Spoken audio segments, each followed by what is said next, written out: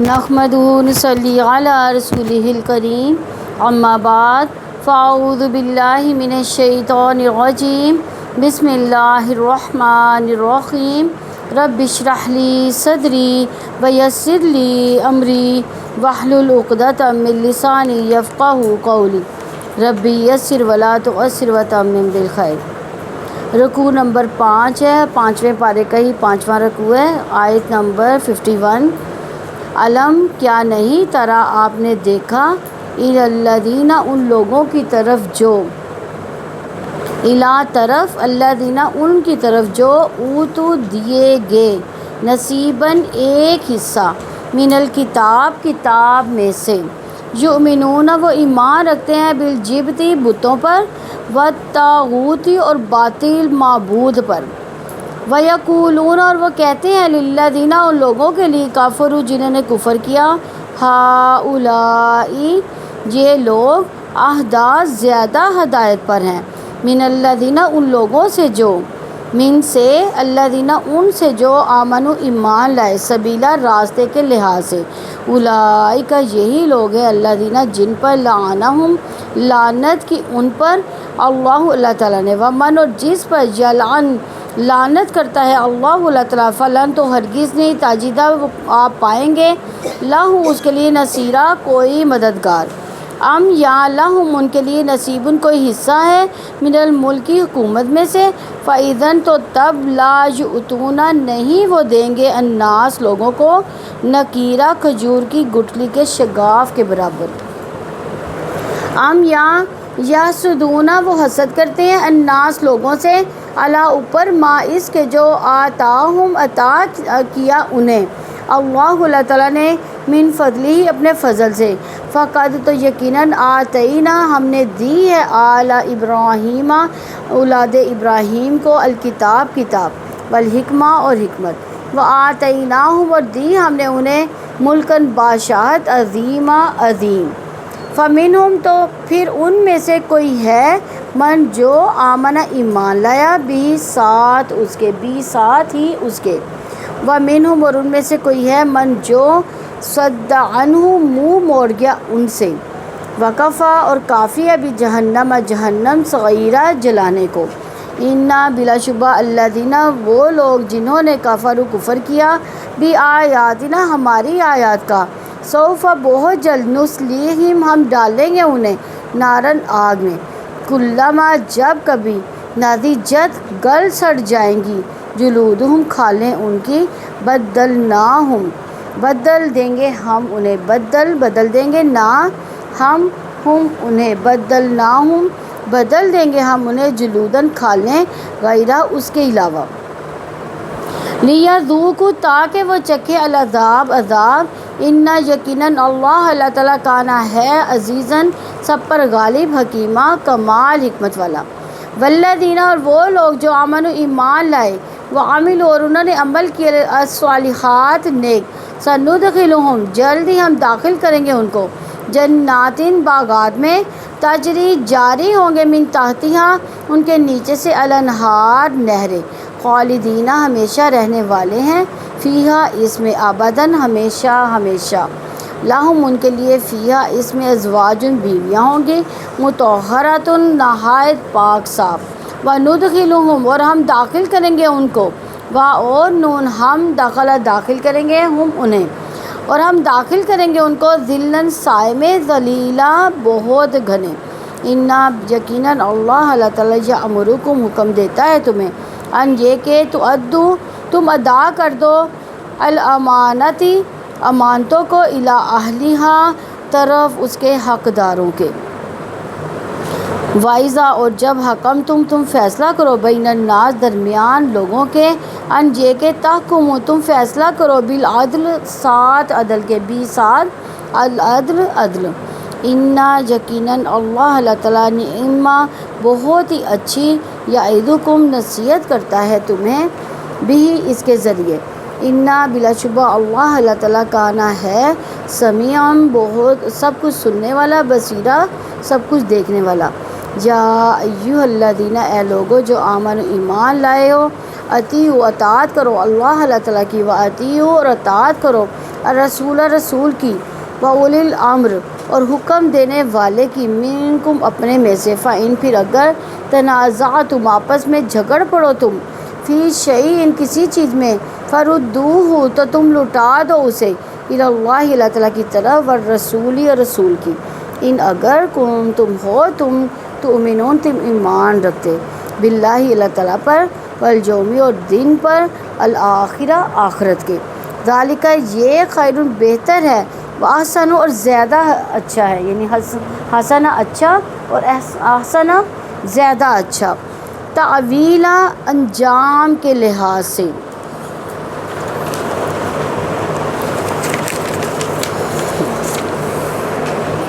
نصیباً نون صاد با، بالجبتی جیم باتا، والطاغوتی طاغین یا، طاغوت کیا ہوتا ہے ویسے؟ ہاں یعنی اللہ تعالیٰ کے علاوہ جتنے بھی باطل عقیدے ہیں نا، جتنے بھی باطل معبود ہیں، سب اس میں طاغوت میں آتے ہیں۔ طاغین جا، یلعنی لام عین، نصیرو لام عین نون، نصیرہ نون صاد را، ناصرہ سے ہے نا مدد کرنا، نقیرہ نون قاف را، نقیر کسی چیز کو ہٹانا یہاں تک کہ اس میں سوراخ ہو جائے، یعنی اس کو ایسے کسی چیز سے جو ہے وہ ضرب لگانا۔ النقیر کھجور کی گٹھلی کے گڑھے کو بھی کہتے ہیں، کھجور کی گٹھلی کے اندر ایک گڑھا ہوتا ہے نا، لمبا سا لائن لگی ہوتی ہے، اس کو بھی نقیر کہتے ہیں، اور یہ حقیر چیز کے ضرب المثل ہے، یعنی حقیر چیز کے معنی میں آتا ہے یہ۔ ملکن میم لام کاف، صد عنہ صاد دال دار، صد روکنے یا منع کرنے کو کہتے ہیں۔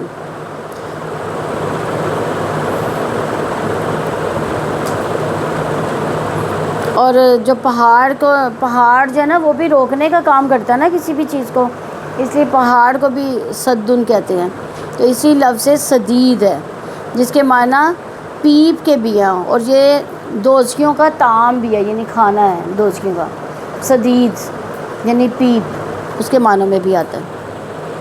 صغیرہ سین آئندہ، نسلیہم صاد لام یا، صلی، اور یہ صغیرہ جو ہے نا کسی چیز کے بھڑکنے کے لیے استعمال ہوتا ہے، یعنی وہ آگ بھی ہو سکتا ہے یا کوئی انسان بھڑکے۔ اچھا، نزیجت نون ضاد جیم، ہاں، جلودہم جیم لام دا، بدلناہم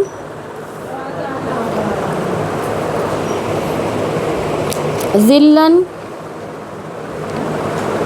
ذلن کا بھی وہی ہے اور ذلیلہ کا بھی یہی ہے، ذا لام لام۔ الامانتی حمزہ میم نون، نعمہ نون عین میم، یعیدکم واو عین ذا، سمیعم بصیرہ، تنازعتم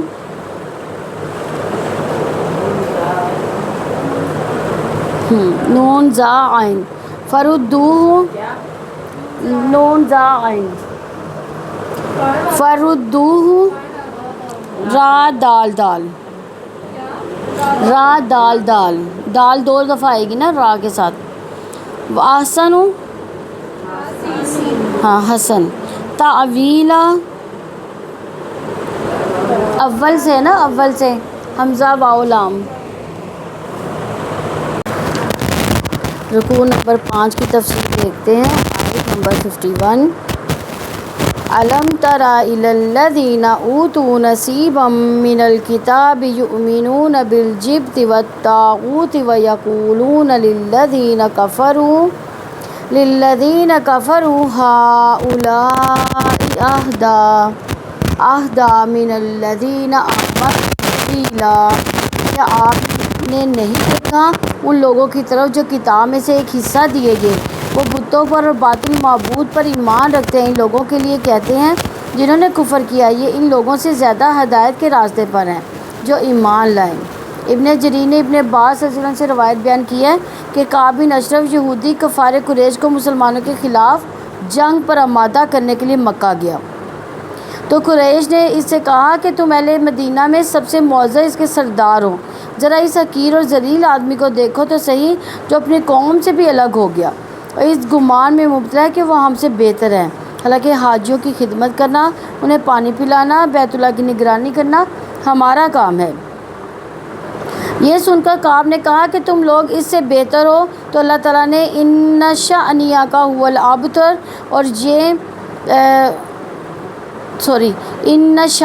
ھو الابتر اور یہ آیت نازل فرمائی، اور کعب بن اشرف اور اس جیسے اللہ اور اس کے رسول صلی اللہ علیہ وسلم کے دیگر دشمنوں کا بھی راز فاش کیا، اس میں ان کا کفر واضح کر دیا ہے۔ اس واقعے کو امام احمد نے محمد بن عدا سے اور ابن حبان نے اپنی کتاب الصحیح میں روایت کی ہے۔ تو بعض روایتوں میں آتا ہے کہ کعب بن اشرف اور حی بن اخطب غزوہ احد کے بعد مکہ کے مشرکین کو مسلمانوں کے خلاف ایک بڑی جنگ یعنی فیصلہ کن جنگ پر آمادہ کرنے کے لیے گئے تھے۔ تو یہ دیکھیں اندر ہی اندر وہ جو تھے وہ کیسے پراپوگنڈے کرتے تھے، تو اسی پراپوگنڈے کو اللہ تعالیٰ نے یہاں پہ واضح فرمایا۔ اس لیے اللہ تعالیٰ فرماتے ہیں الم تر الی الذین اوتوا نصیبا من الکتاب، کہ آپ نے نہیں دیکھا ان لوگوں کی طرف جو کتاب میں سے ایک حصہ دیے گئے۔ کون تھے یہ لوگ؟ ہاں، یہ اس سے مراد یہودی ہیں جو اہل کتاب ہے لیکن جبت اور طاغوت پر بھی ایمان رکھتے ہیں۔ وہ یؤمنون بالجبت والطاغوت، وہ بتوں پر اور باطل معبودوں پر ایمان رکھتے ہیں، یعنی نبی صلی اللہ علیہ وسلم نے فرمایا پرندے اڑا کر، خط کھینچ کر فال گیری کرنا اور بدشگونی لینا، یہ کیا چیزیں ہیں؟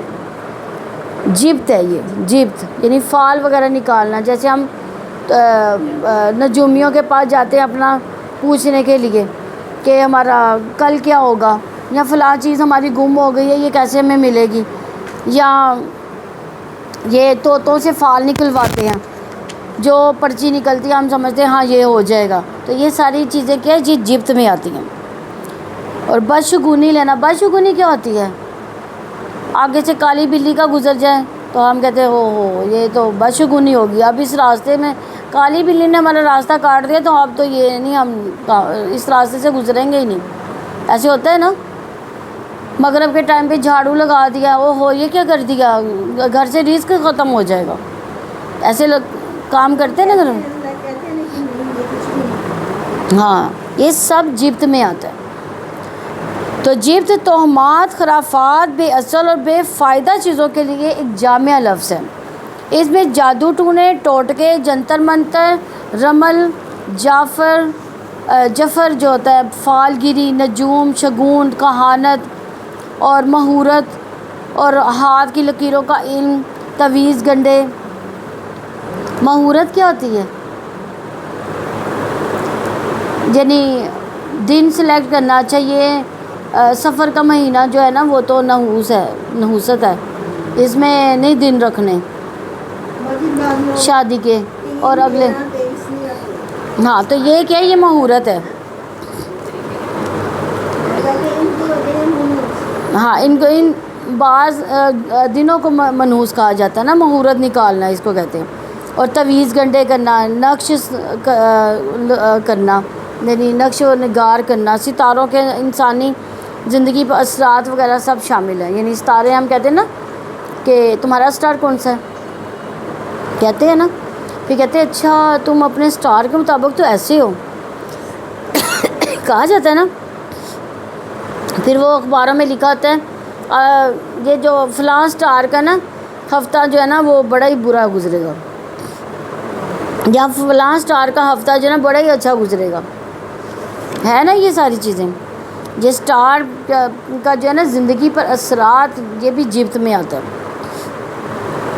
تو اس سے معلوم ہوا کہ جبت سے مراد بت، کاہن، جادوگر، جادو اور ہر وہ چیز جس کی اللہ کے علاوہ عبادت کی جائے. اور طاغوت سے کیا مراد ہے؟ کاہن، شیطان، ہر گمراہ کرنے والے جو چیزیں ہیں، بت، سردار، جو یہودیوں کے سردار تھے یہ بھی طاغوت میں آتے ہیں، وہ بھی گمراہ کرتے تھے نا. اور ہر وہ چیز ہے جس کے اللہ کے سوا عبادت کی جاتی ہے.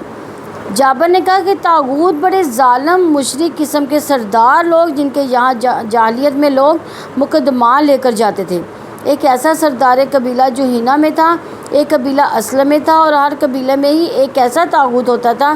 یہ وہی کاہن تھے جن کے پاس شیطان غیب کی خبریں لے کر آیا کرتے تھے. حضرت عمر بن خطاب رضی اللہ عنہ نے کہا کہ الجبت سے مراد جادو ہے، طاغوت سے مراد شیطان ہے. اور اکرمہ نے کہا کہ جبت حبشی زبان میں شیطان کو کہتے ہیں اور طاغوت بمعنی کاہن کے ہے. اللہ تعالیٰ کے سوا دوسرے جھوٹے معبودوں کی پیروی کرنا شیطان ہی کی پیروی کرنا اصل میں، اس لیے وہ بھی طاغوت میں آتا ہے. طاغوت پر ایمان لانے سے مراد ہر غیر اللہ کی عبادت یا شریعت کے بغیر کسی اور قانون کی بنیاد پر فیصلہ کرنا. جیسے بعض کا کیا ہوتا ہے، کاہن آپ کو بتاتا ہے کہ آپ کی زندگی میں یہ ہوا ہے اور آگے جو ہے نا یہ ہونے والا ہے. اچھا وہ ایک چیز جو ہے نا ہمارے دماغ کو کلک کر جاتی ہے، اچھا اس نے تو صحیح کہا ہے، یہ تو واقعی ہماری زندگی میں ایسا ہوگا. اور ایک چیز اگر وہ سچ بتا دیتا ہے، جو اس نے 10 چیزیں غلط بتائیں گے نا، ہم ان کی طرف غور نہیں کریں گے، ہم کہیں گے یہ تو کاہن بڑا ہی سچا ہے. یہ حالانکہ وہ کاہن کس میں آ رہا ہے؟ طاغوت میں. اللہ تعالیٰ نے اپنے کل کی خبر کس کو نہیں دی، بلکہ ایک لمحے کی بھی خبر نہیں دی کہ اگر اگلے منٹ میں ہمارے ساتھ کیا ہونے والا ہے، یہ اللہ تعالیٰ نے ہمیں نہیں بتایا ہوا. تو ہم کس پہ پھر اعتماد کر رہے تھے؟ ہم کہتے ہیں ہاں وہ تو بڑا سچا ہے، اس کے پاس چلتے ہیں، اس سے پوچھ کے آتے ہیں ہماری زندگی میں کیا ہوگا. یا ہم نے اپنے بیٹے کی شادی کرنی ہے تو یہ لڑکی صحیح رہے گی اس کے لیے کہ نہیں رہے گی. ہم نے کس سے مشورہ کرنا چاہیے اس بارے میں؟ صرف اللہ تعالیٰ سے. کیسے مشورہ کر سکتے ہیں ہم؟ استخارہ کر کے. استخارہ کرنا چاہیے، زیادہ سے زیادہ استخارہ کرنا چاہیے. اگر اپنے بچوں کے رشتے کرنے ہیں تو نجومیوں کے پاس جانے کی ضرورت نہیں ہے، استخارہ کریں، خود کریں. تو توہمات کب پھلتے پھولتے ہیں؟ پھر اللہ تعالیٰ کی کتاب رکھنے والی قوم جب زوال کا شکار ہوتی ہے تو عمل کی بجائے جھوٹی توقعات میں جینے لگتی ہے، تب نتیجے کے طور پر ان میں توہمات پھیلنا شروع ہو جاتی ہیں. جو چیز حقیقی عمل کے ذریعے ملتی ہے وہ ان کو عملیات، جھوٹے عقیدوں، سفلی اعمال کے راستے پانے کی کوشش کرتے ہیں. ایسے افراد دین کے معاملے میں کچھ پاکیزہ کاموں اور برکت والی شخصیات کے ساتھ نسبت کو اپنے لیے اللہ تعالیٰ کے ہاں نجات کا معاملہ بنا لیتے ہیں. کہ جیسے ہم کہتے ہیں ہمارے بڑے بزرگوں کے ساتھ ہم مل جائیں گے، ان کے ناموں کا دیں گے تو کیا ہوگا؟ ہماری بھی نجات ہو جائے گی. اب قریش مکہ اصل میں تو وہ اللہ کو ہی مانتے تھے، لیکن بتوں کی کیوں پوجا کرتے تھے؟ تاکہ یہ اللہ تعالیٰ سے ہمیں بچا لیں گے، یعنی اللہ تعالیٰ سے ہمارے بارے میں جھگڑیں گے. اور ہم لوگ یہ کیوں جاتے ہیں مزاروں پہ؟ زیادہ کیوں جایا جاتا ہے؟ یہی ہم سمجھتے ہیں نا کہ یہ جو ہے بزرگ ہے، اللہ تعالیٰ کے نیک بندے ہیں، تو یہ ہمیں اللہ تعالیٰ سے بچا لیں گے. ہم یہی سمجھتے ہیں نا، اسی لیے ہم جاتے ہیں نا. تو حالانکہ وہ اللہ کے نیک بندے، انہوں نے اعمال کر لی ہیں، وہ اللہ تعالیٰ کے نیک بندے تھے، لیکن وہ اللہ تعالیٰ سے ہمیں نہیں بچا سکتے. اللہ تعالیٰ سے وہی ہمیں بچا سکتا ہے جس کے لیے اللہ تعالیٰ نے لکھا ہو کہ یہ بچائے گا. اور نبی صلی اللہ علیہ وسلم بھی اسی کی شفاعت کریں گے جب اللہ تعالیٰ ان کو حکم دیں گے. اگر اللہ تعالیٰ ان کو حکم نہیں دیں گے تو وہ بھی ہماری شفاعت نہیں کریں گے. تو اس طرح ان کا حال یہ ہوتا ہے کہ زبان سے دین کا اقرار کرتے ہیں لیکن عملی طور پر اپنی زندگی شیطان کے پھر حوالے کر دیتے ہیں. وہ ایسے لوگ دین کی دعوت دینے والوں کے لیے سخت دشمن بھی ہو جاتے ہیں، جو طاغوت کے پر عمل کرتے ہیں، توہمات پر عمل کرتے ہیں. وَيَقُولُونَ لِلَّذِينَ كَفَرُوا هَؤُلَاءِ أَهْدَىٰ مِنَ الَّذِينَ آمَنُوا سَبِيلًا. ان لوگوں کے لیے کہتے ہیں جنہوں نے کفر کیا، یہ ان لوگوں سے زیادہ ہدایت کے راستے پر ہے. جو ایمان لائے، یعنی یہودی کافروں سے کہتے ہیں کہ مسلمانوں کی نسبت آپ صحیح راستے پر ہو۔ جہالت، بے دینی، بے عملی کی وجہ سے دین میں کافروں کو مسلمانوں پر ترجیح دیتے تھے۔ ابن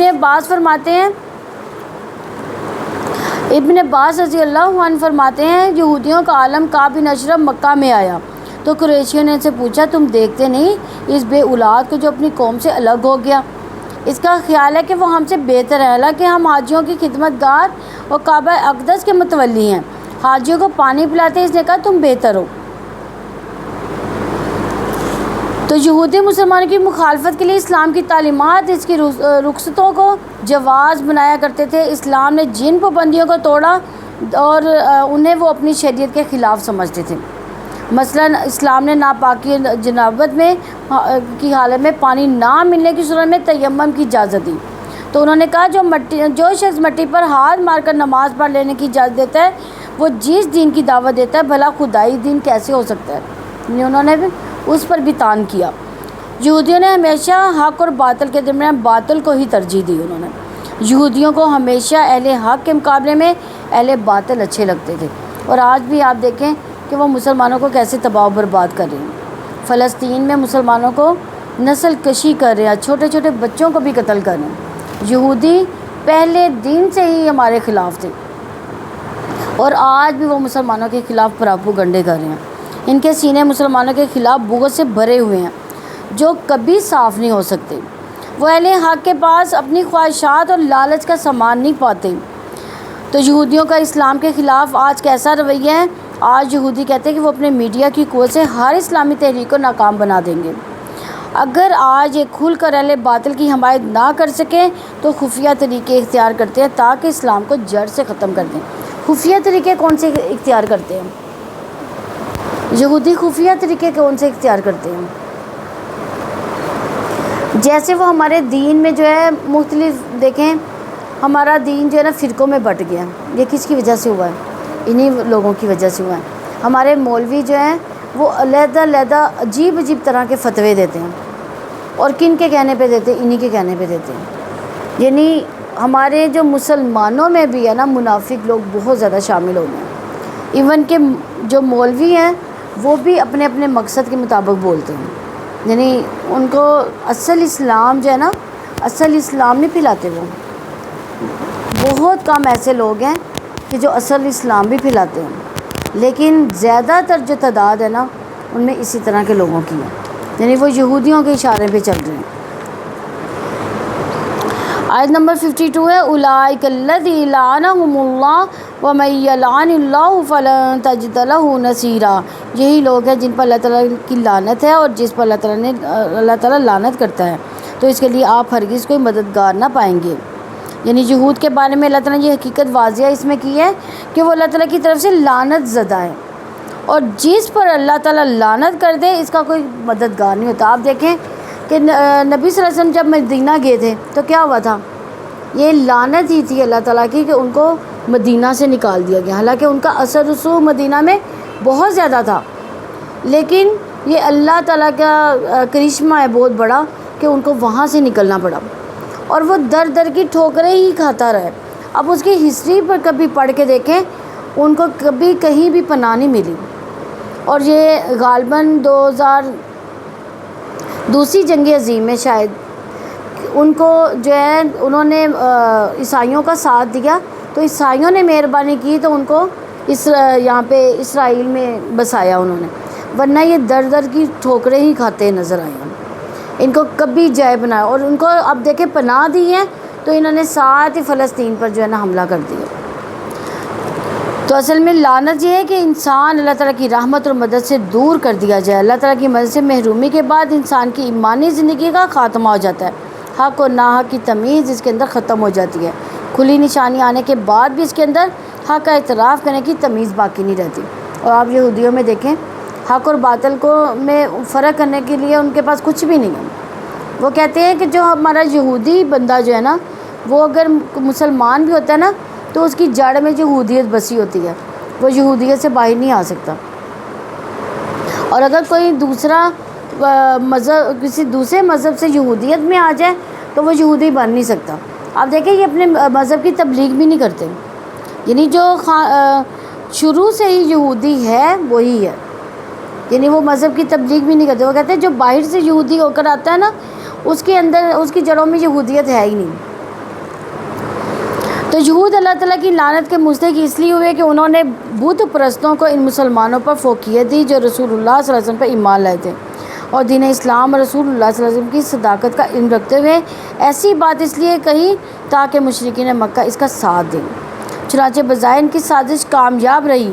مکہ اور اطراف کے کفار جو تھے مسلمانوں کے خلاف ٹوٹ پڑے. غزوہ احزاب کے لیے جمع ہو گئے. غزوہ احزاب میں کیا ہوا تھا؟ ہر قبیلہ آ گیا تھا، مسلمانوں پر ٹوٹ پڑا تھا. مسلمانوں اور شہر مدینہ کو اتنا بڑا خطرہ لاحق ہو گیا کہ رسول اللہ صلی اللہ علیہ وسلم کو کافروں سے بچاؤ کے لیے مدینہ منورہ کے ارد گرد جو تھی خندق کھودنی پڑی. یعنی انہوں نے کہا کہ مقابلہ تو نہیں ہم کر سکتے، لیکن خندق کھود دی جائے. لیکن اللہ تعالیٰ مسلمان کی حفاظت فرمائی، محض اپنے رحم و کرم سے دشمنوں کو مار بھگایا. لعنت جس قدر بری چیز ہے، اس قدر اس کے کرنے پر پابندیاں بھی عائد کی گئی ہیں. کسی مسلمان پر لعنت کرنا حرام ہے، اور کافر پر بھی صرف اس صورت میں کی جا سکتی ہے جب کہ اس کا کفر پر مرنا یقینی ہو. رسول اللہ صلی اللہ علیہ وسلم اس کے متعلق یہ ارشادات ہیں. حضرت ابن عباس رضی اللہ عنہ فرماتے ہیں کہ رسول اللہ صلی اللہ علیہ وسلم نے فرمایا کہ مومن وہ نہیں ہے جو تانا باز اور لعنت باز ہے، اور نہ ہی بدگو ہو. یعنی لعنت کرنا جو ہے نا وہ ہمارا کام نہیں ہے. یہ اللہ تعالیٰ نے یہودیوں پر لعنت کی ہے، لیکن اگر ہمیں پکا ارادہ ان کا پتہ ہو کہ یہ واقعی کفر پر ہی مریں گے تب ہم کر سکتے ہیں. تو نبی صلی اللہ علیہ وسلم نے بھی پھر کیا فرمایا؟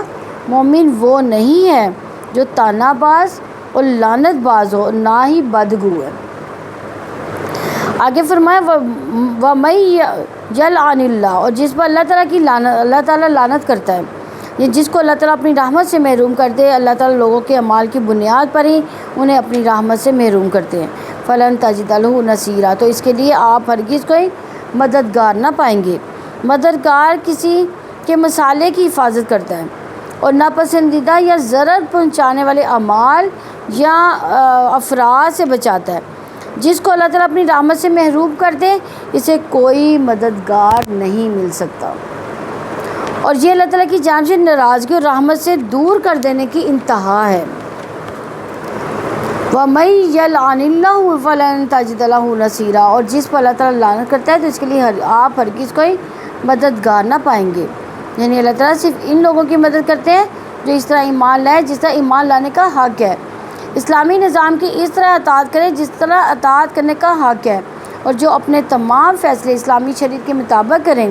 مسلمانوں کو یہودیوں کے مددگاروں سے خوف نہیں کھانا چاہیے. ہمیشہ اسلام کی مخالف قوتوں نے یہود کی مدد کی ہے، یہ کوئی نئی بات نہیں ہے. اب دیکھیں امریکہ جو ہے یہودیوں کا کتنا ساتھ دے رہا ہے. تو یہودی جو ہے نا خود مسلمانوں سے لڑنے کی طاقت نہیں رکھتا جب تک کہ اس کو کسی کی مدد حاصل نہ ہو. یعنی یہ اتنی بزدل قوم ہے یہ.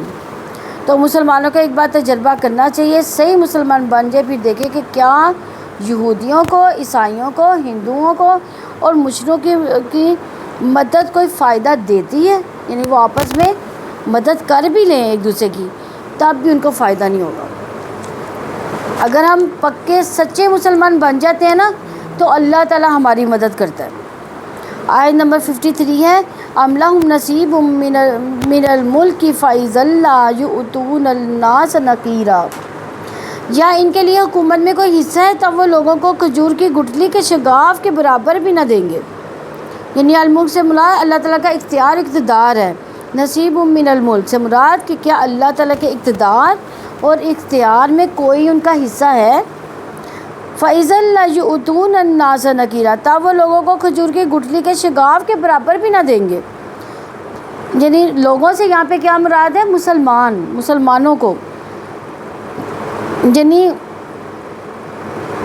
نکیرہ سے مراد وہ شگاف جو گٹھلی کے پشت پر ہوتا ہے.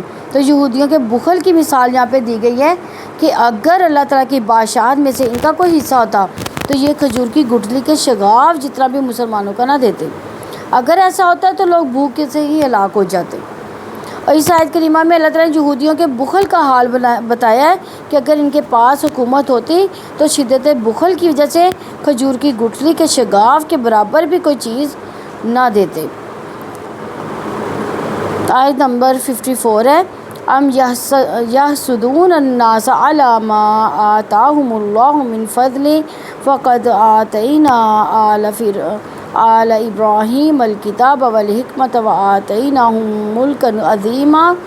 یا وہ لوگوں سے اس پر حسد کرتے ہیں جو اللہ تعالیٰ نے انہیں اپنے فضل سے عطا کیا، تو یقیناً ہم نے اولاد ابراہیم کو کتاب و حکمت دی اور ہم نے انہیں عظیم بادشاہ سے بھی نوازا۔ یعنی یہود کی صرف بخل کے بیان کے بعد ان کی ایک بڑی بری خصلت بتائی جا رہی ہے، حسد کا بیان ہے ان کا۔ الناس مراد نبی کریم صلی اللہ علیہ وسلم اور مومنین ہیں۔ علماء نووی رحم اللہ اور شاعر مسلم حسد کی تعریف اس طرح کرتے ہیں کہ دوسرے آدمی کی نعمت کے زوال کی خواہش کرنا حسد کہلاتا ہے۔ یعنی ہم اپنے کسی بھائی کے پاس کوئی نعمت دیکھیں تو ہم کیا چاہیں، کیا خواہش کریں اس کو کہ اس کے پاس رہے ہی نہ، وہ نعمت ہی نہ رہے، اور یہ ایسا سوچنا یہ حرام ہے۔ حرام کیا ہوتا ہے؟ ہاں، حضور صلی اللہ علیہ وسلم کا ارشاد ہے کہ تم آپس میں بغض و حسد نہ کرو اور نہ ہی ایک دوسرے سے پوچھتے پھیرو، بلکہ اللہ تعالیٰ کے بندے اور بھائی بن جاؤ، اور جائز نہیں کسی کے لیے کہ وہ اپنے بھائی سے 3 دن سے زیادہ ترک تعلق کرے، اور ہم تو سال کسی کے وہ بولتے ہی نہیں ہیں، لڑائیاں کر کے بیٹھ جاتے ہیں۔ یہ مسلم کی روایت ہے۔ اسی طرح ایک اور جگہ آپ صلی اللہ علیہ وسلم نے فرمایا تم حسد سے بچو، اس لیے کہ حسد نیکیوں کو اس طرح کھا جاتا ہے جس طرح آگ لکڑی کو کھا جاتی ہے۔ دیکھیں، ہم کسی سے حسد کریں گے نا تو ہماری اپنی ہی نیکیاں ختم ہوں گی، کسی کا کچھ نہیں جائے گا۔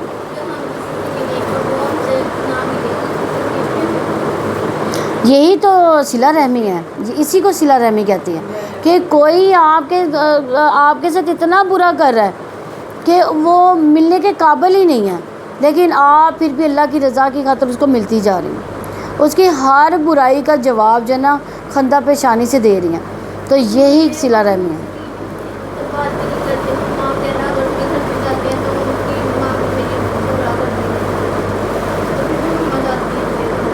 جھگڑے سے بچنا چاہیے، لیکن یہ ہے کہ جھگڑے سے بچنا چاہیے۔ ایسا انسان جس کی جھگڑے کی وجہ سے آپ اس سے دور ہوتے ہو نا، لیکن پھر بھی آپ کبھی وہ ملے تو سلام لے لیں، اسے قطع تعلق نہ کریں۔ اگر گھر جانے پہ جھگڑا کرتے تو ہم نہ جائیں تاکہ جھگڑا بھی نہ ہو، لیکن ادھر ادھر ملاقات ہو تو سلام لے لیں۔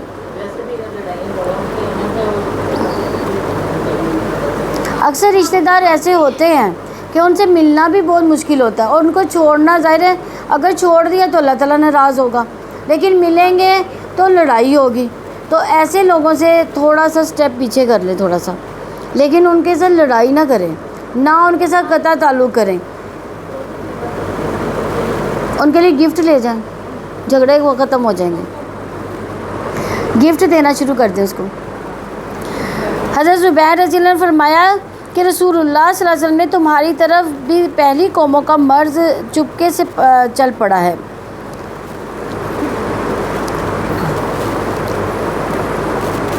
یعنی رسول اللہ صلی اللہ علیہ وسلم نے فرمایا کہ تمہاری طرف بھی پہلی قوموں کا مرض چپکے سے چل پڑا ہے، اور وہ کیا مرض ہے؟ حسد اور بغض۔ ایسی خصلت ہے جو مونڈ دینے والی ہے۔ میں نہیں کہتا کہ وہ بالوں کو مونڈتی ہے، بلکہ دین کو مونڈ دیتی ہے، یعنی دین کو ہی ختم کر دیتی ہے۔ حسد خواہ دنیاوی کمال پر ہو یا دینی کمال پر، دونوں حرام ہے۔ چنانچہ اللہ تعالیٰ کے قول ام لہم نصیب من الملک سے امر اول کی طرف اشارہ معلوم ہوتا ہے، الکتاب والحکمہ سے امر ثانی کی طرف، یعنی اس سے مراد یہ ہے کہ شاید انہیں اللہ تعالیٰ کے رسول سے اس بات پر حسد ہے کہ اللہ تعالیٰ نے ان پر اپنا فضل یعنی نبوت سے ان کو نوازا، جس کی وجہ سے جاہل عربوں کو روشنی، یقین اور اطمینان ملا۔ حالانکہ وہ عربوں میں جو تھے نا یہودی اور عیسائی بہت معتبر تھے، اور ان سے لوگ مشورے لے کے چلتے تھے، لیکن نبی صلی اللہ علیہ وسلم کے آنے کے بعد جن کو یہ عربوں کو جو جاہل کہتے تھے وہ بہت اعلیٰ قوم بن گئی۔ اللہ تعالیٰ کے نبی صلی اللہ علیہ وسلم نے ایسی تعلیمات دی کہ وہ افضل ہو گئے۔ اب یہ ان کو حسد تھا کہ جاہل عرب اب ثقافت و تجارت میں ہم سے برتر ہو گئے۔ تو یہود اس بات پر حسد کرتے تھے کہ آخری نبوت یہود کو چھوڑ کر کسی اور کو کیوں دی گئی، کیونکہ پہلے جتنے بھی نبی آئے کس میں سے آئے؟ یہودیوں اور عیسائیوں میں سے آئے، لیکن وہ چاہتے تھے کہ ابھی بھی یہ جو بنی اسرائیل میں سے ہی آخری نبی آئے، لیکن آخری نبی جو ہے کس میں سے آ گیا؟ یعنی حضرت ابراہیم علیہ السلام کے 2 بیٹے تھے نا، حضرت اسحاق اور حضرت اسماعیل، ٹھیک ہے نا؟ تو اسحاق علیہ السلام کی لڑی میں سارے ہی وہ نبی تھے، اور حضرت اسماعیل علیہ السلام میں سے نبی صلی اللہ علیہ وسلم آئے۔ تو آپ یہ جو بنی اسرائیل تھے نا، یہ حضرت اسحاق علیہ السلام کی لڑی میں سے، یعقوب جو تھا حضرت اسحاق کے بیٹے اسرائیل جو تھا حضرت اسحاق کے بیٹے یعقوب علیہ السلام کا لقب تھا، تو اسی سے سارے یہ اسرائیلی کہلائے، اور ان میں سے یہ سارے نبی آئے۔ ان کو یہ حسد تھا کہ آخری نبی اب اس میں سے کیوں آ گیا، وہ بھی ہم میں سے کیوں نہیں آیا، یہ ان کی حسد ہے، اور یہ حسد آج تک ان کی ختم نہیں ہوئی۔ تو حسد 2 طرح کے، جو حسد کرنے والے 2 طرح کے لوگ ہوتے ہیں، جس کے پاس نعمت نہ ہو وہ حسد کرتے ہیں، جس کے پاس اللہ تعالیٰ کی نعمتیں ہوں پھر وہ حسد کرے، تو یہ شر اور بگاڑ، اور یہ بگاڑ یہودیوں کے حصے میں ہے۔ یعنی ان کے پاس نعمت تھی، نبوت کی نعمت تھی، لیکن اس کے باوجود انہوں نے حسد کیا۔ کس بات پر حسد کیا؟ کہ اب بھی کیوں نہیں ہم میں سے یہ نبی آیا۔ اگر وہ مان لیتے، ان کی کتابوں میں ان کے جو تھے یعنی ان کی اپنی کتابوں میں نبی صلی اللہ علیہ وسلم کی تمام نشانیاں موجود تھیں، اب وہ اپنی کتابوں کو مانتے تھے، اگر اللہ کے نبی صلی اللہ علیہ وسلم کو بھی مان لیتے تو اللہ تعالیٰ کے دل میں ان کی بہت قدر تھی۔ اللہ تعالیٰ کہتے تھے کہ میں ان کو ان کے جو دنیا بھر کے خزانے ان کے آگے کھول دیتا۔ فقط آتینا آل ابراہیم الکتاب والحکمت وآتیناہم ملکا عظیما، تو یقیناً ہم نے اولاد ابراہیم کو کتاب و حکمت دی اور ہم نے انہیں عظیم بادشاہت سے بھی نوازا۔ اس سے مراد تمہارا یہ غم و غصہ اور حسد درست نہیں ہے کہ نبوت بنی اسماعیل میں کیوں چلی گئی، کیونکہ حضرت ابراہیم علیہ السلام کی زبانیں ہی سے ان پر یہ فضل و کرم ہوتا ہے۔ اللہ تعالیٰ نے کتاب، حکمت اور اقتدار عطا کیا تھا، لیکن انہوں نے اس فضل کی کوئی قدر نہیں کی۔ جن پر اللہ تعالیٰ نے اتنا فضل کیا، ان کے لیے تو یہ رویہ درست نہیں کہ وہ انکار کریں اور یہاں کفر کریں۔ الکتاب سے مراد یہاں پہ تورات ہے، حکمت سے مراد کیا ہے؟ نصیحت اور سمجھ کے لیے۔ حکمت سے مراد احکام شریعت کے علم بھی ہے۔ وَآتَيْنَاهُمْ مُلْكًا عَظِيمًا، یوسف علیہ السلام، داؤد علیہ السلام، سلیمان علیہ السلام کو بادشاہی دی گئی۔ تو ملکن عظیمہ، انبیاء بنی اسرائیل میں کوئی نبی داؤد علیہ السلام اور سلیمان علیہ السلام جیسا نہیں ہے۔ داؤد علیہ السلام سلیمان جیسا کیوں نہیں ہے؟ کیونکہ یہ 2 نبی ایسے گزرے ہیں کہ جو بادشاہ تھے، یعنی بادشاہت ان کو دی گئی تھی۔ یہ 2 نبی ایسے ہیں، باقی کسی جو ہے نا کسی نبی کو بادشاہت عطا نہیں کی گئی۔ تو کتاب و حکمت کے ساتھ حکومت کے ذکر میں کیا حکمت ہے؟ یعنی حکومت، سلطنت، خلافت کتاب و حکمت کے نتائج میں سے ہے۔ جب بھی کسی قوم کو اللہ تعالیٰ کتاب و حکمت عطا کرے اور وہ سچی شکر گزاری کے ساتھ اسے قبول کر لیں تو اللہ تعالیٰ اسے خلافت بھی عطا کرتے ہیں۔ یہود کا حسد اسی وجہ سے تھا کہ وہ جانتے تھے کہ زمین کی بادشاہت قرآن حکیم کے ساتھ بندھی ہوئی ہے۔ دیکھیں، ان کو وہ جاننے کے باوجود اس کا انکار کرتے رہے۔ ان کو پتہ تھا کہ خلافت جو ہے قرآن حکیم کے ساتھ ہے، لیکن اس کے باوجود انہوں نے انکار کیا۔ آیت نمبر 55 ہے، وَمِنْهُمْ مَنْ آمَنَ بِهِ وَمِنْهُمْ مَنْ صَدَّ عَنْهُ وَكَفَى بِجَهَنَّمَ سَعِيرًا، پھر ان میں سے کوئی ہے جو اس پر ایمان لائے، ان میں سے کوئی ہے جو اس سے منہ موڑ گیا، اور جلانے کو جہنم ہی کافی ہے۔ یعنی یہود میں سے کوئی ہے جو ایمان لائے، یعنی نبی صلی اللہ علیہ وسلم پر ایمان لایا۔ اس سے مراد قرآن مجید بھی ہے، یعنی یہود میں سے کچھ ہے جو محمد صلی اللہ علیہ وسلم اور قرآن مجید پر ایمان لائے، اور کچھ ہیں جو اس پر ایمان لانے سے رک گئے، یعنی اکثر یہود جو ہے مسلمان بھی ہوئے تھے۔ وَمِنْهُمْ مَنْ صَدَّ عَنْهُ، اور ان میں سے کوئی ہے جو اس سے منہ موڑ گیا۔ یہود کے منہ موڑنے کا سبب گناہوں کے برے اثرات ہیں۔ مسلسل گناہ کرنے کی وجہ سے ان کے دل سخت ہو گئے تھے، اور اللہ تعالیٰ کے احکامات کے بارے میں سرکشی اختیار کرتے رہے، یہاں تک کہ وہ خود اللہ تعالیٰ ہی سے باغی ہو گئے۔ اب جب ان کے پاس اللہ تعالیٰ کی جانب سے ان کی زندگی کو بدلنے کے لیے، ان کی ہدایت کے لیے محمد صلی اللہ علیہ وسلم اور قرآن مجید آئے تو وہ اس سے منہ موڑ گئے۔ یہود نے خود بھی منہ پھیرا، لوگوں کی اکثریت کا رخ پھیرنے کی بھی کوشش کی۔ ان میں سے بعض نے محض دشمنی، بغاوت اور اللہ تعالیٰ کے راستے سے لوگوں کو روکنے کے لیے اعراض کیا، اس لیے وہ دنیا میں بدبختی کا شکار ہو گئے، جو ان کے گناہوں کے اثرات ہیں۔ وَكَفَىٰ بِجَهَنَّمَ سَعِيرًا، جلانے کو جہنم ہی کافی ہے۔ کن کے لیے؟ جس نے حسد کیا، کفر کیا، بخل کیا اور مکر و فریب کیا، اللہ تعالیٰ کی راہ سے روکا، ان کے لیے اللہ تعالیٰ نے کہا ہے کہ ان کے لیے آگ ہی کافی ہے۔ آیت نمبر 56 ہے، ان الذین کفروا بآیاتنا سوف نصلیہم نارا کلما نضجت جلودہم بدلناہم جلودا غیرہا لیذوقوا العذاب ان اللہ کان عزیزا حکیما۔ بلا شبہ جن لوگوں نے ہماری آیات کا کفر کیا، بہت جلد ہم انہیں آگ میں ڈالیں گے۔ جب کبھی ان کی کھالیں گل سڑ جائیں گی تو ہم انہیں اس کے علاوہ کھالیں بدل دیں گے تاکہ وہ عذاب چکھیں۔ یقیناً اللہ تعالیٰ ہمیشہ ہی سے سب پر غالب، کمال حکمت والا ہے۔ یعنی یہاں کفر کرنے والے سے مراد کون ہے؟ یہودی ہے یہاں سے مراد۔ انہوں نے نبی صلی اللہ علیہ وسلم کی نبوت کا انکار کیا۔ کفر کرنے والے سے مراد انبیاء علیہ السلام کی دعوت کا انکار کرنے والے۔ بھی آیاتنا سے مراد وہ دلائل جو رہنمائی کرتے ہیں کہ یہ دین حق ہے۔ ان میں سے سب سے عمدہ دلائل قرآن کے ہیں۔ سوف نصلیہم نارا، اس سے مراد تحقیق وقوع ہے، یعنی یہ عذاب ضرور آ کے رہے گا۔ اس کے وقوع اور تحقیق میں کوئی شک و شبہ نہیں ہے۔ آگے فرمایا کلما نضجت جلودہم بدلناہم جلودا غیرہا لیذوقوا العذاب، جب کبھی ان کی کھالیں گل سڑ جائیں گی تو ہم انہیں اس کے علاوہ کھالیں بدل دیں گے تاکہ وہ عذاب چکھیں۔ یعنی کلما، جب بھی کبھی سے مراد ہے کہ ایک بار نہیں، دوبارہ بار بار یہ عمل جو ہے مسلسل ہوتا رہے گا۔ نازجت، گل سڑ جائے سے مراد یہ ہے کہ آگ سے گل جائے گی جو کھال ہے ان کی۔ تو گلنے کے عمل کی ہولناکی کا اندازہ لگائیں۔ دنیا میں آج اگر کسی کی کھال جلتی ہے تو اس کے اوپر کیا بنتا ہے؟ چھالے بن جاتے ہیں نا، تو اس کے اندر پی بھر جاتی ہے۔ گلنے کا عمل کتنا خوفناک ہوتا ہے۔ تو اس آدمی کلما نازجت کا منظر اتنا خوفناک ہے کہ انسان کا خیال ادھر ادھر نہیں ہونے پاتا، اور پھر کھال کی تبدیلی اس کی جگہ دوسری کھال پیدا کر دینا، جو تعجب انگیز بھی ہے اور غیر معمولی بھی، کہ کھال بدل جائے، پھر گل سڑ جائے، پھر بدل جائے، پھر گل سڑ جائے، اور کبھی یہ سلسلہ نہ رکے۔ یہ نتیجہ ہے کتاب و حکمت سے منہ موڑنے کا۔ منہ موڑنے سے کیا مراد ہے؟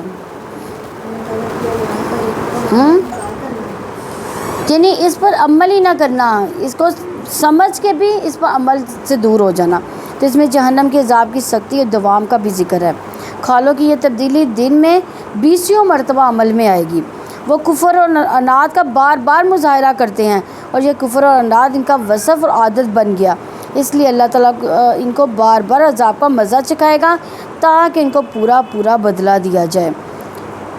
کھالوں کی تبدیلی اس لیے کی جائے گی کہ ان کی تکلیف میں کمی کی بجائے کچھ اضافہ ہی ہوتا رہے، کیونکہ جلی ہوئی کھال کو جلانے سے تکلیف نسبتاً کم ہوتی ہے۔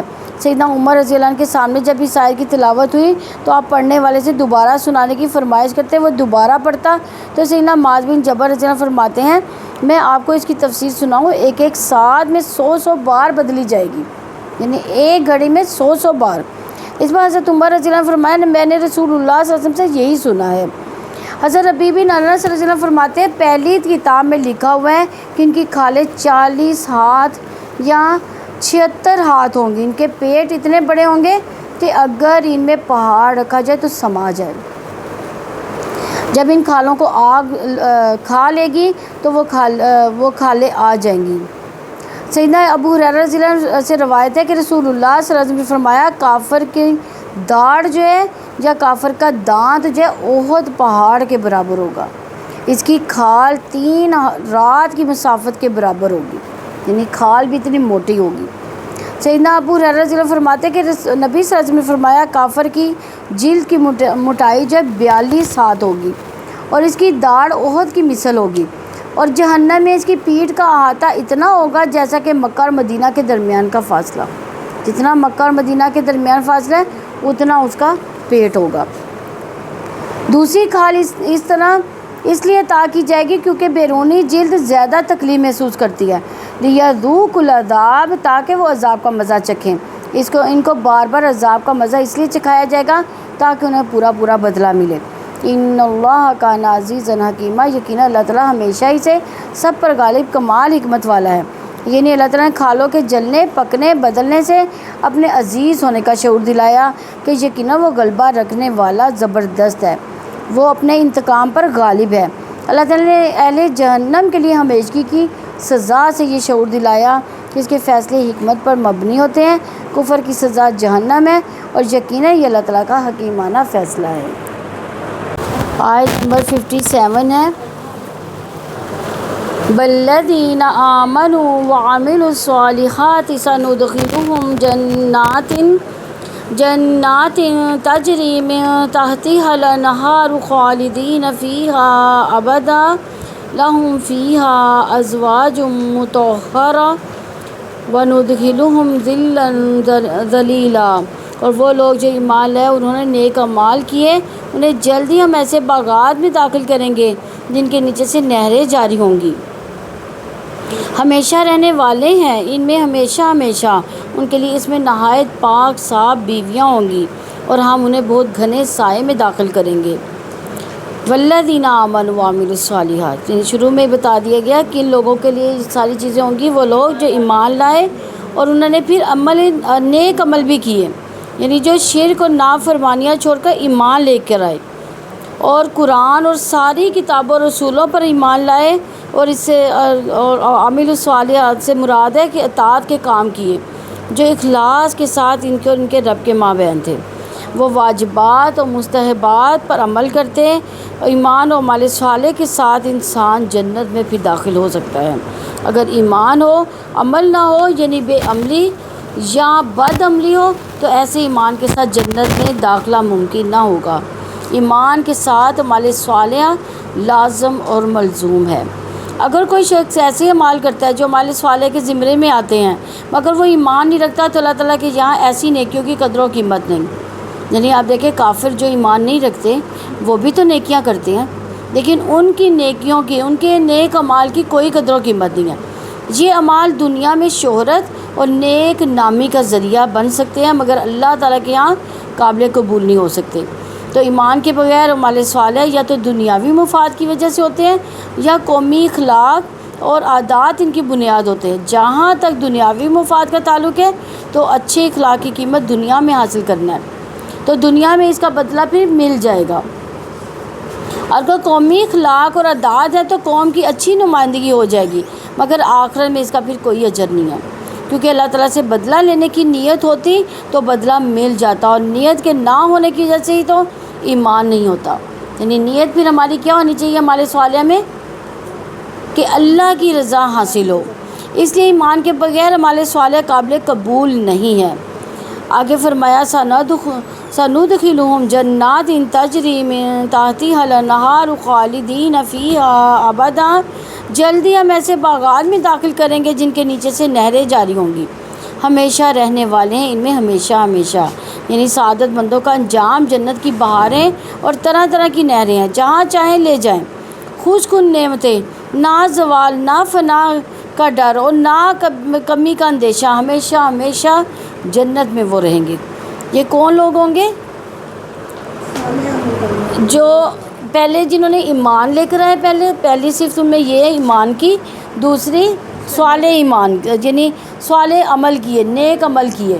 کون سے نیک عمل؟ جو اللہ اور اس کے رسول کے مطابق بتائے گئے۔ حکیم بن معاویہ رضی اللہ عنہ اپنے باغ سے روایت کرتے ہیں کہ نبی صلی اللہ علیہ وسلم نے فرمایا، جنت میں پانی، شہد، دودھ، شراب کے دریا ہیں جن سے نہریں پھوٹتی ہیں۔ لہم فیہا ازواج مطہرہ، ان کے لیے اس میں نہایت پاک صاف بیویاں ہوں گی، یعنی جنت میں خوبصورت پاکیزہ بیویاں ملیں گی جو بول و براز، حیض و نفاس، بےہودہ عادات اور گناہوں سے پاک ہوں گی۔ حضرت ابو سعید خدری رضی اللہ عنہ فرماتے ہیں نبی صلی اللہ علیہ وسلم نے فرمایا قیامت کے روز جنت میں سب سے پہلے داخل ہونے والے گروہ کے چہروں کی چمک 14ویں رات کے چاند کی طرح ہوگی۔ دوسرا، اگر وہ آسمان میں بہت زیادہ چمکنے والے ستاروں کی طرح خوبصورت ہوگا، ان میں سے ہر ایک کی 2 بیویاں ہوں گی اور ہر بیوی پر 70 جوڑے ہوں گے، اس کے باوجود ان کے پیچھے سے اس کی پنڈلی کا مغز نظر آ رہا ہوگا، یعنی وہ اتنی خوبصورت ہوگی۔ جامعہ ترمذی کی یہ 25 اور 35 نمبر آیت ہے، حدیث ہے۔ وَنُدْخِلُهُمْ ظِلًّا ظَلِيلًا، اور ہم انہیں بہت گھنے سائے میں داخل کریں گے۔ اس سے مراد گھنی چھاؤ، سکون، آرام، یعنی کوئی دکھ نہ ہوگا، کوئی بیماری نہ ہوگی، کوئی حسرت نہ ہوگی۔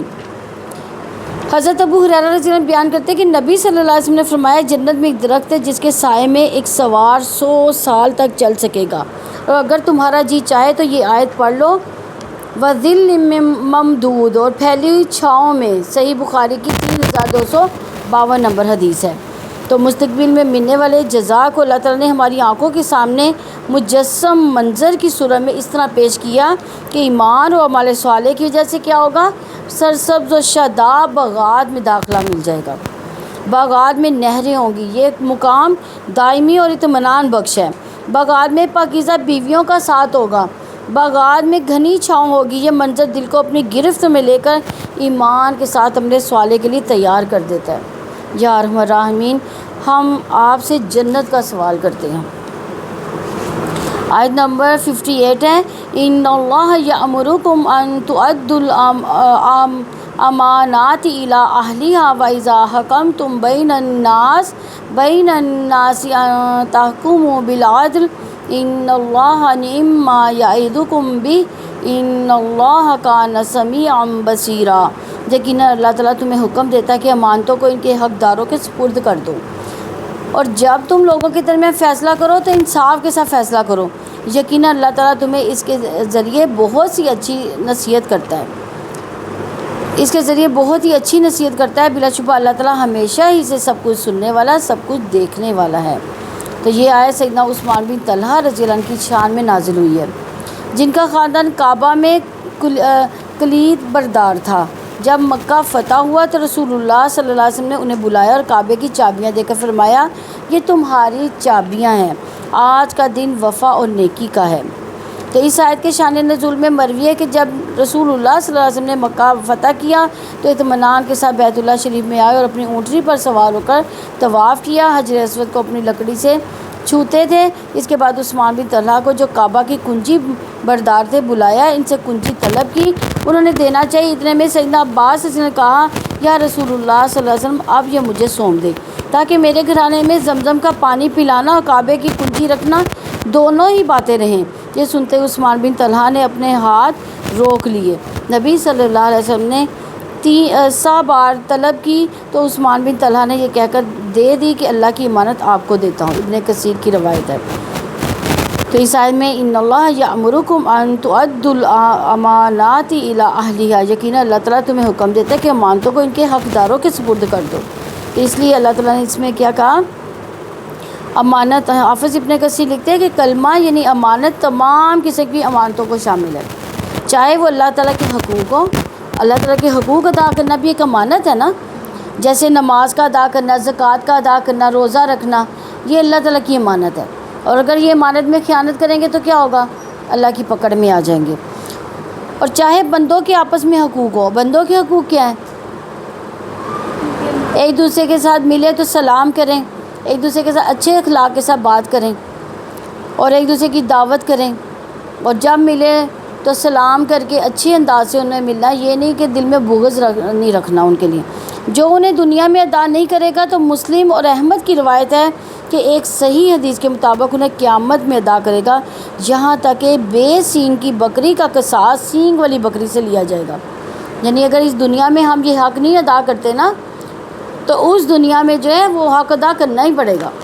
اور جیسے دنیا میں سینگ والی بکری بے سینگ والی بکری کو مارتی ہے نا، تو اس وقت بے سینگ والی بکری کو زندہ کیا جائے گا اور سینگ والی بکری کو بھی زندہ کیا جائے گا، تو ان کا بھی آپس میں قصاص ہوگا۔ تو یہ انسانوں کی تو پھر بہت بڑی بات ہے نا، ان کا بھی لازمی قصاص ہے۔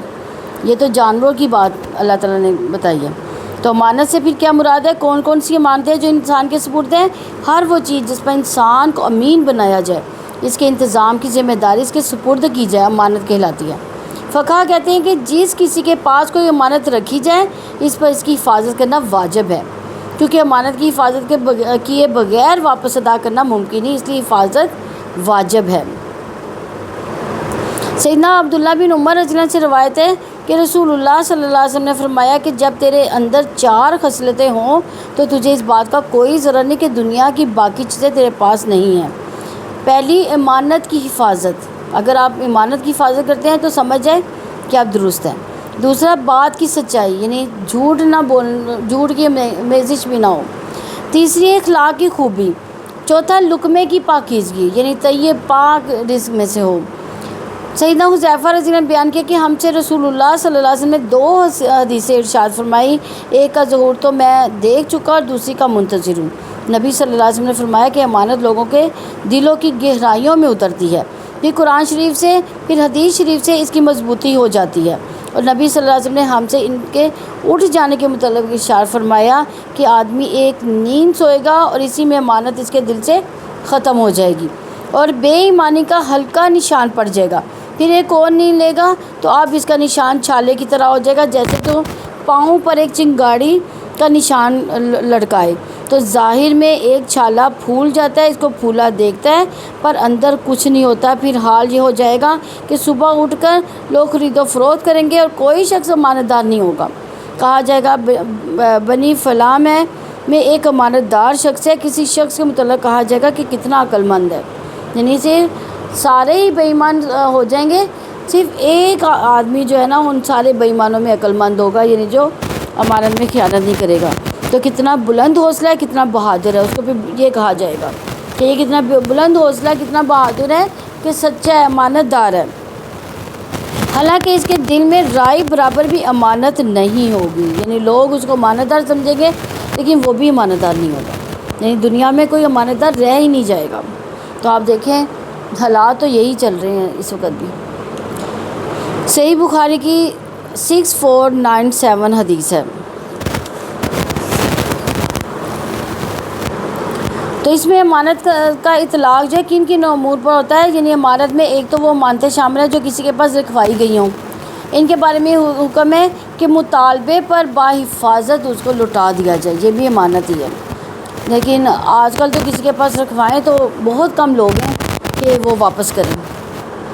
دوسرا، عہدے ان لوگوں کو دیے جائیں جو اہل ہوں، یعنی خاندانی، سیاسی، وطنی، نسلی، لسانی بنیادوں پر یا کوٹا سسٹم کی بنیاد پر کسی کو عہدہ دینا اللہ تعالیٰ کے اس حکم کے خلاف ہے۔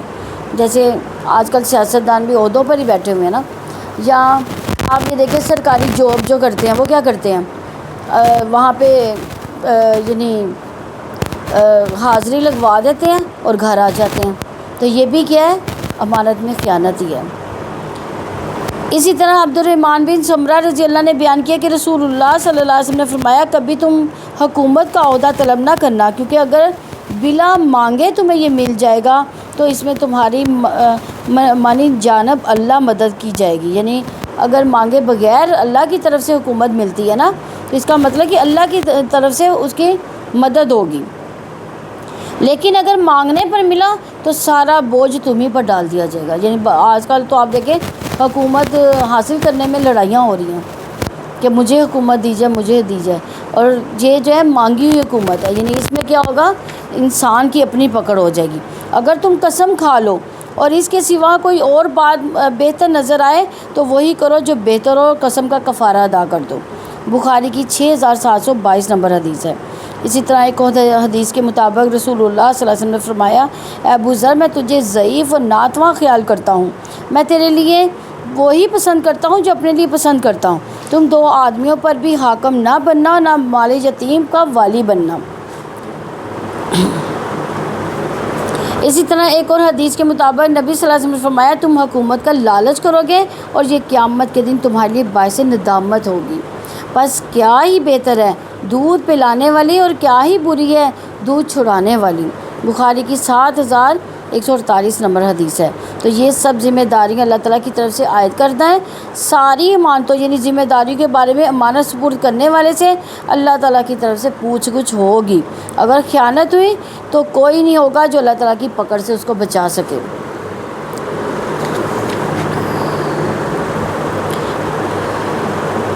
تو اللہ تعالیٰ نے عدل و انصاف کی تعریف اس طرح فرمائی کہ کہا کہ یہ بڑی اچھی چیز ہے جس کے برتنے کو اللہ تعالیٰ مسلمانوں کو تلقین کر رہا ہے، چاہے وہ حکام ہو یا رعایا. اسی طرح رسول اللہ صلی اللہ علیہ وسلم نے فرمایا 7 طرح کے آدمی ہوں گے جن کو اللہ تعالیٰ اس دن اپنے سائے میں جگہ دے گا، جس میں سے اس کے سائے کے سوا کوئی سایہ نہ ہوگا. وہ کون سا دن ہوگا؟ قیامت کے دن. کیا ہوگا قیامت کے دن؟ سورج ایک نیزے پر ہوگا، یعنی بالکل ہمارے سروں پر ہوگا. تو کیا ہوگا اس وقت؟ ہر انسان جو ہے اپنا سایہ تلاش کرے گا، لیکن سایہ پھر کس کو ملے گا؟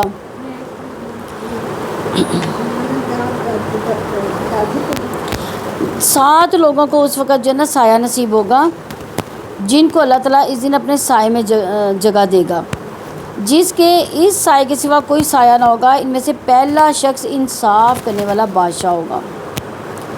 بخاری کی 660 نمبر حدیث ہے یہ، یعنی ایک انسان کے بارے میں بتایا. اور اسی طرح ایک اور حدیث میں کہ انصاف کرنے والے رحمان کے دائیں جانب اللہ تعالیٰ کے نزدیک نور کے ممبروں پر ہوں گے.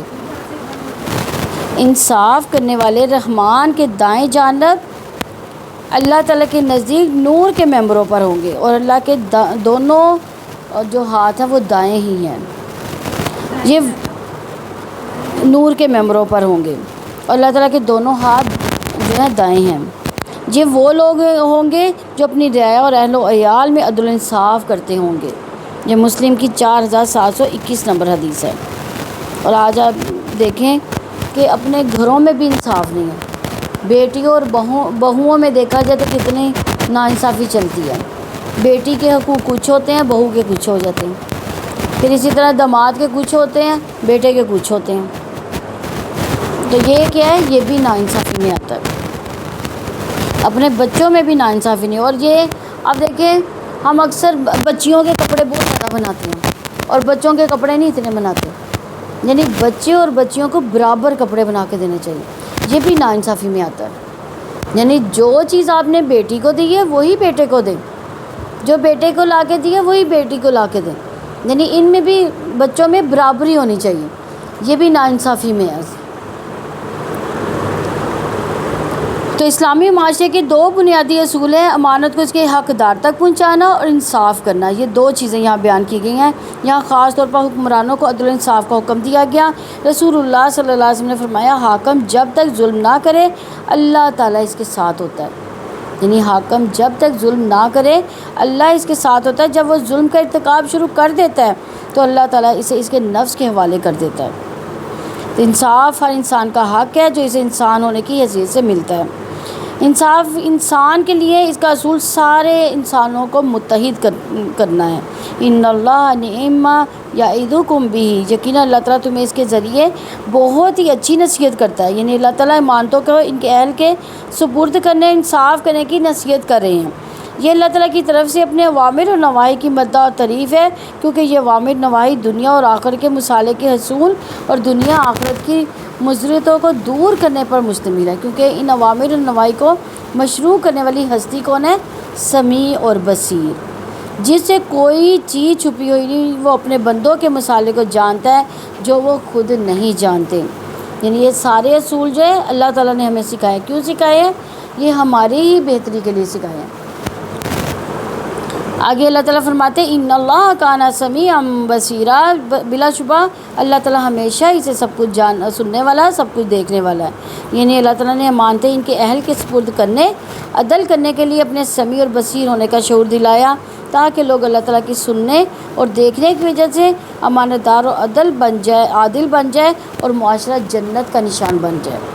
کیونکہ اگر ناانصافی معاشرے سے ختم ہو جائے، امانتیں ان کے سپرد کر دی جائے، جس کی جو امانت ہو اس کو اسی طرح دیا جائے، حق نہ رکھا جائے، تو یہ ہو نہیں سکتا کہ معاشرہ خراب ہو. آیت نمبر 59 ہے یا ایھا الذین آمنوا اطیعوا اللہ واطیعوا الرسول وَأُولِي الْأَمْرِ مِنْكُمْ وَإِنْ تَنَازَعْتُمْ فِي شَيْءٍ فَرُدُّوهُ إِلَى اللَّهِ وَالرَّسُولِ إِن كُنتُمْ تُؤْمِنُونَ بِاللَّهِ وَالْيَوْمِ الْآخِرِ ذَلِكَ خَيْرٌ وَأَحْسَنُ تَأْوِيلًا۔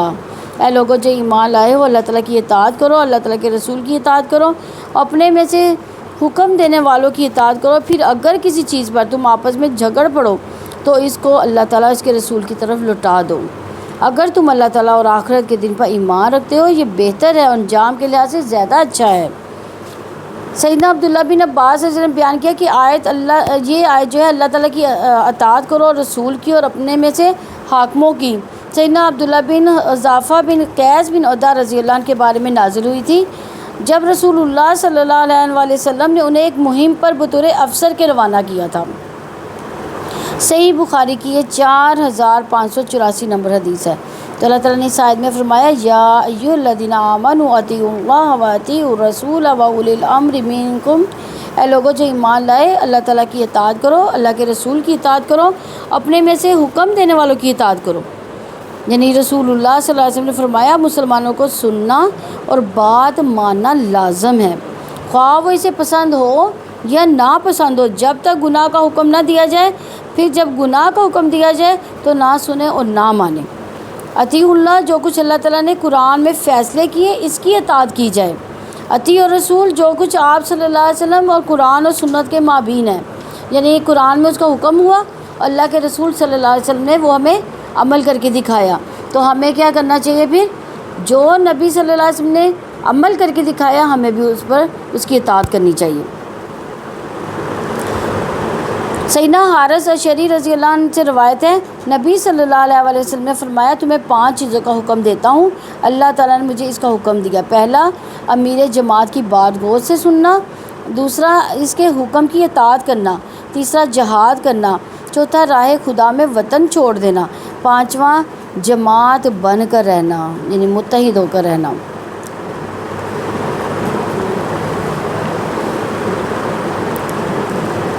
تو یہاں اولو الامر سے کون لوگ مراد ہیں؟ ہاں، حکام، عمرہ، اصحاب فتویٰ جو فتویٰ دیتے ہیں، کیونکہ لوگوں کے دینی اور دنیاوی معاملات اس وقت تک درست نہیں ہو سکتے جب تک وہ اللہ تعالیٰ اور اس کے رسول کی فرما برداری کرتے ہوئے اولو الامر کی اطاعت نہیں کرتے، مگر شرط کے ساتھ کہ اولو الامر اللہ تعالیٰ کی نافرمانی کا حکم نہ دے۔ اگر وہ اللہ تعالیٰ کی نافرمانی کا حکم دے تو کیا کریں؟ ہاں، تو خالق کی نافرمانی میں مخلوق کی فرما برداری جو ہے ہرگز جائز نہیں۔ شاید یہی سر نہا ہے کہ اولو الامر کے حکم کی اطاعت کے وقت فعل کو حذف کر دیا گیا۔ سیدنا تمیم داری رضی اللہ عنہ سے روایت ہے کہ رسول اللہ صلی اللہ علیہ وسلم نے فرمایا دین خیر خواہی کا نام ہے۔ ہم نے عرض کیا کس چیز کی؟ آپ صلی اللہ علیہ وسلم نے فرمایا اللہ کی، اس کی کتاب کی، اس کے رسول کی، مسلمانوں کے ائمہ کی، تمام مسلمانوں کی۔ صحیح مسلم کی 196 نمبر حدیث ہے۔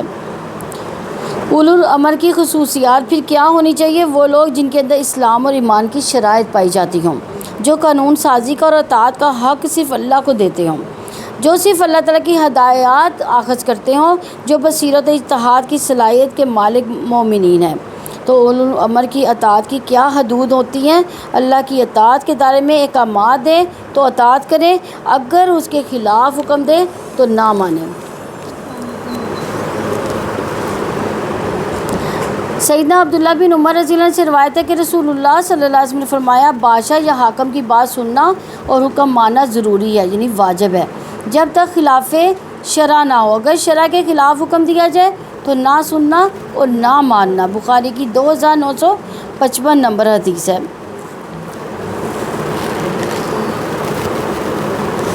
آگے فرمایا وَإِن تَنَازَعْتُمْ فِي شَيْءٍ فَرُدُّوهُ إِلَى اللَّهِ وَرَسُولِهِ إِن كُنتُمْ تُؤْمِنُونَ بِاللَّهِ وَالْيَوْمِ الْآخِرِ، پھر اگر کسی چیز پر تم آپس میں جھگڑ پڑو تو اس کو اللہ تعالیٰ اس کے رسول کی طرف لوٹا دو، اگر تم اللہ تعالیٰ اور آخرت کے دن پر ایمان رکھتے ہو۔ یہ مجاہد رحمہ اللہ نے کہا اِلَى اللَّهِ سے مراد کتاب اللہ کی طرف اور رسول سے مراد سنت نبوی کی طرف۔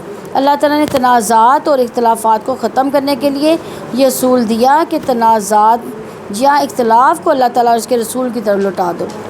اور اگر اللہ تعالیٰ اور آخرت کے دن پر ایمان رکھتے ہو، یعنی تمہارے ایمان کا تقاضا ہے کہ آپس کے جھگڑوں کو اللہ اور اس کے رسول کی طرف لوٹا دیں۔